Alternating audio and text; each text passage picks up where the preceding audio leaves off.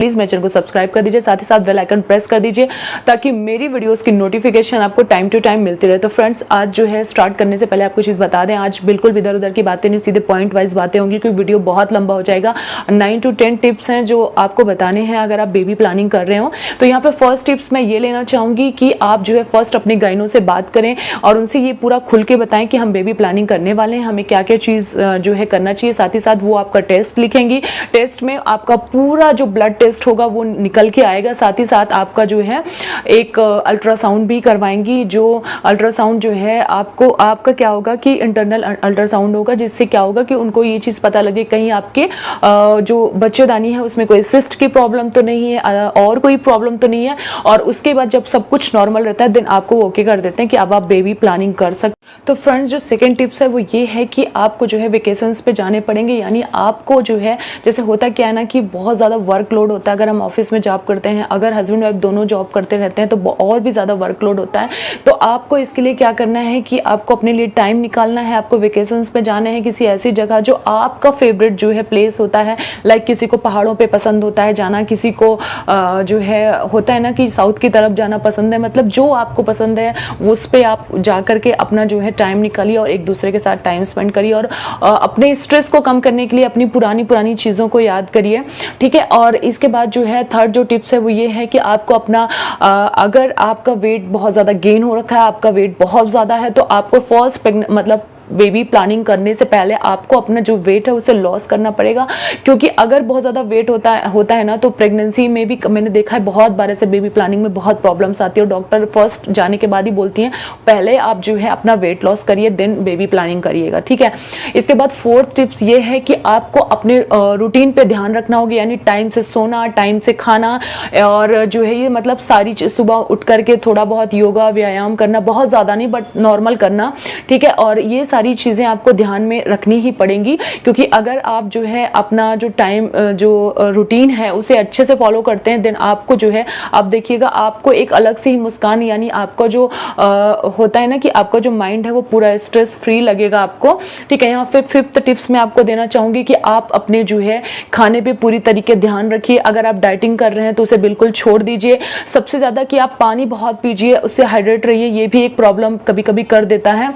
तो यहाँ पे आपको क्या करना है कि अगर आप डॉक्टर से डिस्कस करेंगे तो वो ये सारी चीज़ें बताएंगी जो मुझे बताया था डॉक्टर ने, वही मैं सेम आपको बता रही हूँ।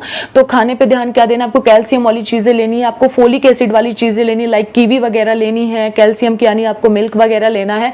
इसके साथ ही आपको जूस वगैरह लेना, विटामिन सी लेना है, विटामिन B12 लेना है। ये सारी चीज़ें चेक कर लीजिए जिनमें पाई जाती हैं उनको सबसे ज़्यादा, क्योंकि अगर आपका ब्लड टेस्ट इधर उधर आता है, आपको आयरन की प्रॉब्लम होती है, कैल्शियम में किसी चीज़ की भी प्रॉब्लम रहती है, देन आप कंसीव नहीं कर पाएंगे। और अगर कर भी जाएंगे तो उसके बाद क्या होगा कि आपके साथ प्रॉब्लम क्रिएट होती रहेंगी 9 मंथ तक। तो कहीं ना कहीं आप इसे बिल्कुल नहीं चाहेंगे कि आपका जो आप अगर प्रेग्नेंट हो तो आपकी एक हेल्दी प्रेगनेंसी हो, ये सारी वुमेन चाहती हैं, ठीक है।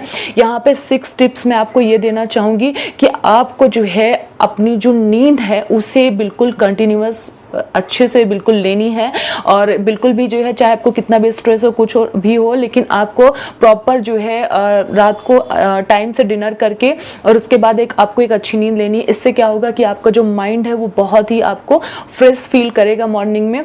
तो ये भी जो है एक बहुत ज़रूरी टिप्स है आप लोगों के लिए। इसके साथ ही मैंने देखा है कि जो सबसे ज़रूरी टिप्स है उसके लिए मैं अब आपको बताने जा रही हूँ, ये है कि अगर आप भी बेबी प्लानिंग कर रहे हैं तो आपको अपना ओव्यूलेशन चेक करते रहना चाहिए। और ये बहुत सारी डॉक्टर्स जो है इसको बिल्कुल बताती हैं और उनका ये कहना है, जो उन्होंने मुझसे बताया था वो ये होता है, जो आपका ओव्यूलेशन टाइम होता है वो होता है जो जब आपको पीरियड्स आते हैं, तो पीरियड्स का जो 7 to 20 डेज होता है आफ्टर पीरियड, तो ये जो टाइम होता है वो ओव्यूलेशन वाला टाइम होता है। और इसके साथ ही बता दें, जब आपका ओव्यूलेशन टाइम ये हम पहचान नहीं पाते हैं ना, तो अब तो मार्केट में उसकी किट आ गई है, कैलकुलेटर वाली जो है किट आ गई है, उसमें आप रोज चेक कर सकते हैं, उससे आपको इजीली पता लग जाएगा। और इसके साथ ही जो है मैंने देखा है कि किट अगर आप यूज़ नहीं करते हैं तो जब आपका जो है ऐसा कुछ ओव्यूलेशन वाला जो टाइम होता है वो होता है, तो आप अपना टेम्परेचर चेक करते रहिए। टेम्परेचर आपका जो है जैसे 96, 97, 98 आता है, जैसे इसके पहले पहले आपने चेक किया है, तो जिस दिन ऐसा कुछ रहेगा उस दिन देखिए आपका टेम्परेचर बढ़ा हुआ आएगा, और ये डॉक्टर भी बोलते हैं, अगर आप उनसे डिस्कस करेंगे तो आपको ये चीज़ ज़रूर बताएंगे।